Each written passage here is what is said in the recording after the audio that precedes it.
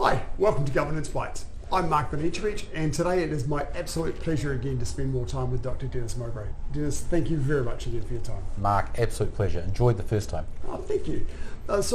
Denis has done lecturing in governance. He's got a PhD in governance and worked at Auckland University of Technology.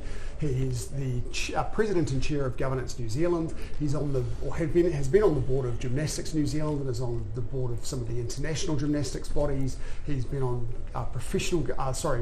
for-profit governance boards, as well as gymnastics being a not-for-profit governance board. A massive wealth of experience, and I don't think we've got more than a handful of governance academics in New Zealand, so an absolute wealth of knowledge, and I think I could do an entire series just with Denis if he'd let me. So thank you very much again, Denis, pleasure. for your time. Absolute pleasure. The topic that we're going to talk about today is the board plan. Yep. So the plan that, well, in fact, I'm going to ask you, what is a board plan?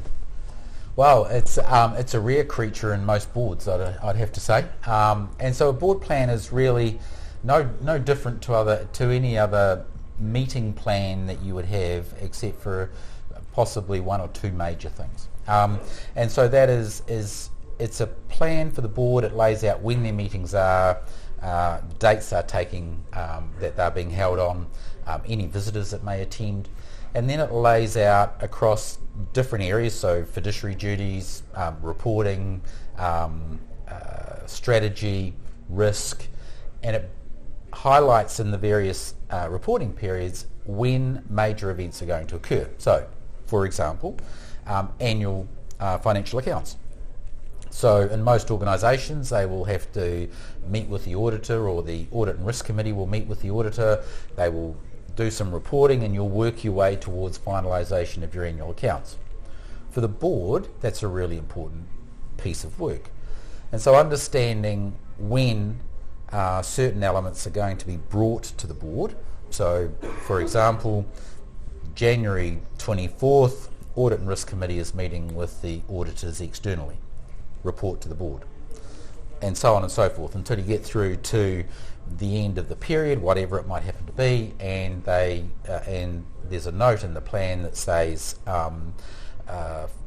sign off on annual accounts. Mm-hmm. So an annual plan lays out for the directors and for all of those who report exactly when and what major reports or components of a board meeting are going to be held. So other elements would be, for example, strategic review. So you might say in December every year or in November every year we're going to hold a strategic review of the year past, understand the things that we've done, what's changed in the environment, what do we need to alter, redefine our plan or restructure our plan to take account of the changes, and move into the following year. Another element might be board reviews, which we've spoken about. So on a biannual basis there's a board review process in place. Mm-hmm. It may be education.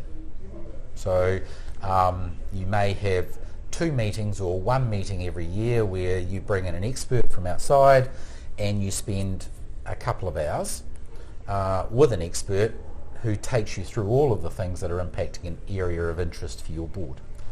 And so the idea is that if you don't plan those things, you work your way through the year, and you get to the year and you go, we should have done some education, or we were supposed to do a board review or something like that, and you don't actually have it planned. Mm-hmm. And for the executive, it's really important for them because they know the work that they have to do in preparation. So if they're going to be doing a strategic review in November, then they know that in September, October, they have to start preparing documentation for a strategic review. Yes. And it's not getting to midway through October and the chair says, in November we're going to be doing a strategic review. We'd like you to do this stuff for us. Yes. So it's all about preparation and forewarning all of those people that are going to be involved. It's about providing an opportunity for the board to input into the plan. So you do 2024's plan, you would have finalised in the December of 23 or the last meeting, and that would be a work in progress. So everybody knows when the meetings are. Everybody knows when the Audit and Risk Committee, for example, is going to report, or the REM Committee is going to report. They know if they have visiting experts or if they're doing strategy days or staff engagement days, or if you're a socially based organisation, it might be that you have an annual meeting with your annual general meeting, and during the day you meet with the staff, and so all of that is in the plan. Right. And so that's what a board plan is. It's relatively simple. Kind of makes sense, really. Yes, it does. You've got the months laid out. You're putting your board meetings in. You'll have other events, as you say, like your strategic review. You might have meetings with stakeholders and things that'll happen through the year. Then you're putting in for each of those meetings or for each of those events any major things that are happening along the line, like signing off of annual accounts, as you say, board performance reviews. You might have if there's any policies that need to be approved by the board, when they're going to be coming up for review, those sorts of things. Yes. So they're all planned out through the year, so you haven't got lumps of things happening in one time. Nothing gets missed. Everything is, it keeps the ball on track. And it's relatively easy. So who puts this together? Is it something that the chair puts together, or the CEO puts together, or a combination, or how does this work? Well, it's a trifecta actually. So it's the chair and CEO initially, because they are the ones that plan out the meetings as a general rule. Yes. They plan them around the various major elements that are occurring, and then it goes to the board, and the board review it and go, that all fits in, yes, or have we missed something? So it is a trifecta of people. It's the chair, CEO initially, as it should be, and then it's the board as a group signing off on it and going, yep, that works for us. Right. The other thing it does is that for people who have multiple boards, it gives them a clear plan. They know exactly how much time they have to spend where in order to be prepared. So if there's, again, if you're using a strategy day as an example, they know that in the period leading up to that, they have to start really diving deep into their organisation they're with, understanding how it's gone, what's coming up, issues, so on and so forth. And that means that if they are on 2 or 3 other boards, they can plan their time around that, and they can go, well, I can't do anything else in that time, but I'm free afterwards, or whatever it might happen to be. Right, okay, thank you. And I take it, coming back to the content of the plan, you'd also have laid in out when your audit and risk committee meetings are, when your remuneration committees are, any other major subcommittees for the board when they're laid out. Yep. So it's a complete board plan and includes all elements that are associated to the board. So you would have, for example, you would have your CEO review, and you would have that documented, either the REM committee's meeting or whoever it is that's doing it, external consultant, if that's the way that it works, and that all those things would be plugged into the plan, and you would be able to see them at an instant. And people might think, that plan has, do I have to have another piece of software, or is it something I know? I just use an Excel sheet. Yes. Yeah. It's easy. That's all it is. Yeah. And then colour code it and just list the things down that need to be on there. And there's an easy template. So it takes no time at all, but is of tremendous benefit to the board and all of those who are associated with it in their planning and so on and so forth. Yeah. Fantastic. So once it's created, who then is responsible for driving it? Is it driven by the CEO or driven by the chair, or a combination? It's driven by the chair in collaboration with the CEO and the board. So the chair is in control of that element of it, but it is a collaborative control, not a dictatorial control. Right. So if things need to be changed, then it's a consultation and agreement about how things are going to be changed. But if you've done the preparation correctly, there should be minor changes only, not major changes. Unless, like the beginning of COVID, for example, that would have shot everybody's plan to pieces because suddenly everything is different. Mm-hmm.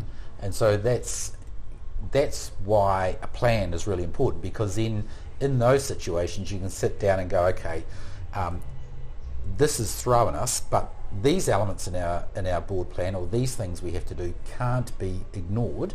We have to plan them in some way. Yes. So you don't get the situation of an emergency arises, e.g. COVID, everything else gets thrown out the door, and then you get to a point you go, we're supposed to be doing that other, we're supposed to be doing the CEO review. What do we do now? don't have bandwidth, don't have time. So anytime you are putting some of those things back, you're doing it consciously. You're saying, okay, Yes. the CEO review, we've got this emergency right now, we can push that back 3 months. Yes. And it becomes a very conscious decision to do so. And as you say, a simple Excel spreadsheet, list of activities on the left-hand side, list of months across the top, little ticks in the boxes.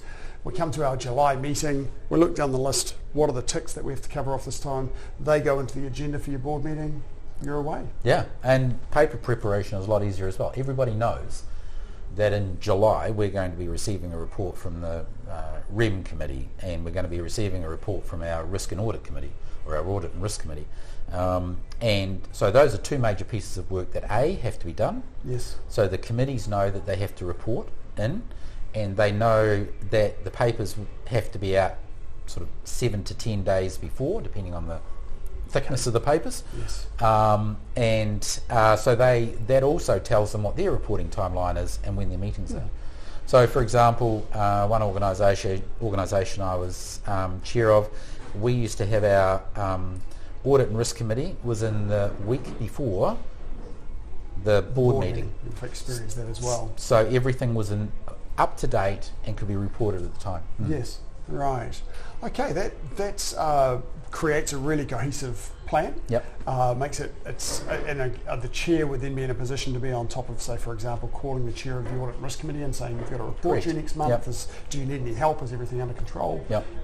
Keeps the board ticking over in a nice, coherent, sensible and way. the other thing it does is I'm not sure how you've experienced this, but in some organisations it is easier for the CEO to control the agenda if there's no plan around how that agenda is put together, because they can drive it quite often in they would say collaboration with the chair, but really they are driving the chair and the agenda.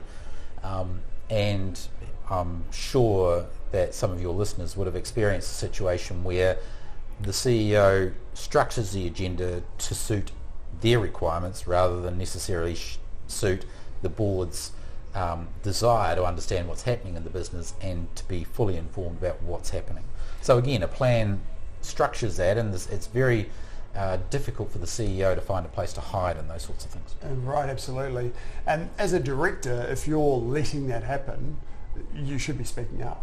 Yes. And saying, these are things that we have not been doing. Yes. We need to get this plan in place. We need to be on top of this stuff. And if you as a director are not stepping in and raising those issues, you're not doing your job either. Correct.